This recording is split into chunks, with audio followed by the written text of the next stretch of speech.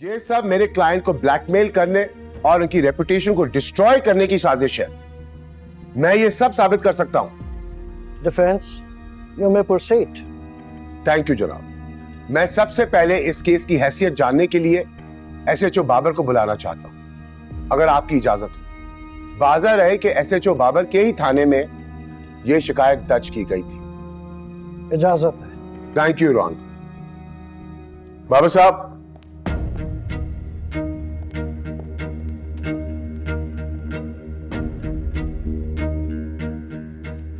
बाबर साहब, आप आजकल कहां तैनात हैं और अदालत को बताना पसंद करेंगे कि वाकया क्या है? जनाब, मैं बाबर एसएचओ आजकल आदमनगर के थाने का स्टेशन हाउस ऑफिसर हूं, और वाकया ये है कि असलम और उसकी बेटी पिया मेरे पास सेठ दाऊद साहब के खिलाफ अब से बेजा के 22 साल पुराने किसी केस की शिकायत दर्ज करवाने आए थे। उनके साथ कोई और था? जी जनाब, ये सावल भी इन दोनों के साथ था। ये सावल कौन है और इसका इन बाप बेटी से क्या ताल्लुक है?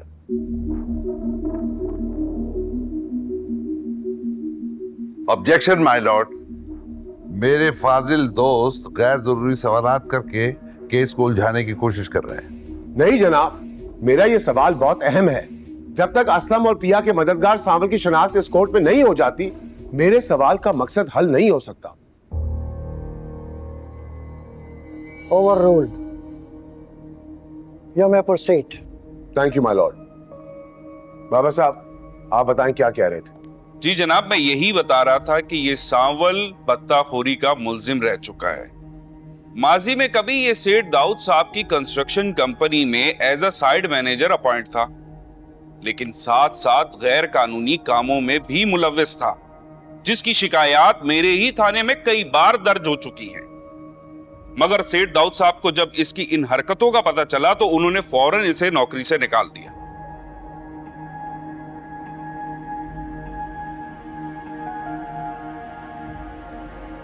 ओह, फिर तो सावल सेठ दाऊद के ऊपर बड़ा गुस्सा होगा उसका, और उससे अपने पुराने सेठ से बदला लेने का मौका भी मिल गया होगा। वैसे क्या तुम बता सकते हो कि सावल जैसे बदनाम शख्स का इन बाप बेटी से क्या ताल्लुक है? आम तौर पर तो लोग, स्पेशली शरीफ लोग, तो ऐसे लोगों से दूर भागते हैं। ये तो नहीं जानता जनाब, लेकिन लगता ऐसा था कि सावल का इन बाप बेटी पर बड़ा असर रसूख है, क्योंकि ये जो कुछ बोल रहे थे सावल की ही बोली बोल रहे थे। फिर तुमने क्या कहा? कहना क्या था सर, मैंने बेबुनियाद और बिना सर पैर की इस शिकायत को दर्ज करने से साफ इनकार कर दिया, मगर ये लोग काफी इसरार करते रहे। और तो और सर, इस सावल ने मुझे दबे लफ्जों में संगीन नताइज की धमकी भी दी।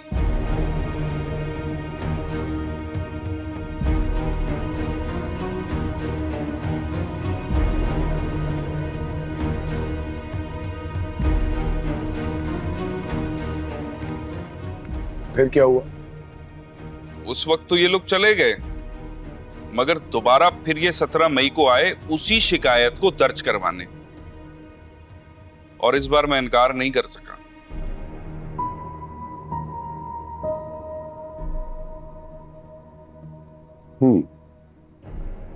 जो एफआईआर आपने पहले रिजेक्ट कर दी थी और मना कर दिया था फाइल करने से, वो फिर आपने फाइल कर दी, क्यों?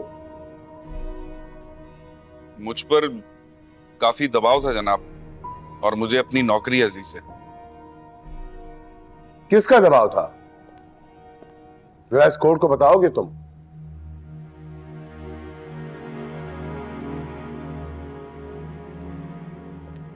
महकमे के अफसराने बाला का दबाव जनाब।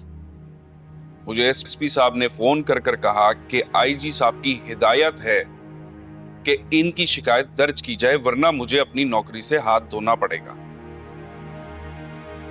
मैं गरीब छोटा सा एहलकार जनाब, मैं कहां इन बड़े लोगों को ना कर सकता था। Your honour, point to be noted. कुछ देर पहले मेरे काबिल दोस्त ये कह रहे थे कि मेरा क्लाइंट इतना पावरफुल है कि उसने इन्वेस्टिगेशन का रुख चेंज कर दिया है।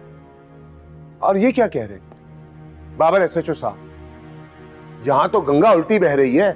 जिन्हें गरीब, मासूम और लाचार साबित किया जा रहा है, उनके लिए खुद महकमे के आईजी सिफारिश कर रहे हैं। ना सिर्फ सिफारिश कर रहे हैं बल्कि ईमानदार ऑफिसर को धमकियां दी जा रही हैं कि अगर इनकी मर्जी की एफआईआर नहीं काटी गई तो उसको नौकरी से निकाल दिया जाएगा।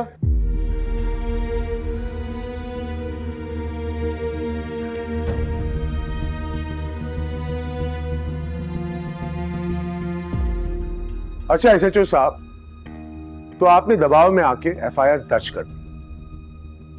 एसएचओ साहब, आपकी नौकरी को कितना अरसा हुआ है? यही कोई 18 साल जनाब। इन 18 सालों में कभी ऊपर से आपको कभी हुक्म आया कि एक निचले आदमी, प्लम्बर या इलेक्ट्रिशियन की एफआईआर काट दे? कभी नहीं जनाब, पूरी सर्विस में कभी ऐसा नहीं हुआ। तुम्हारे ख्याल में इस असलम वाले केस में ऐसी क्या खास बात हो सकती है कि हायर ऑफिशियल तुम्हारे ऊपर प्रेशर मार रहे हैं कि तुम्हें एफआईआर दर्ज करनी हो, नहीं तो तुम्हारी जॉब चली जाएगी? अरे सर, अब मैं क्या ही बोलूं। ये सांवल इन बाप बेटी को लेकर बड़े अफसरान के घर और दफातर के चक्कर लगाता रहता था। खुद एसएसपी साहब ने मुझे दफ्तर बुलाकर इन दोनों के सामने सख्त जाड़ पिलाई कि मैं इनका केस दर्ज क्यों नहीं कर रहा। इन दोनों से मुराद? जनाब, सांवल और पिया। मतलब उस वक्त पिया सांवल के साथ एसएसपी ऑफिस में थी और उनके वालिद उनके साथ वहां नहीं थे।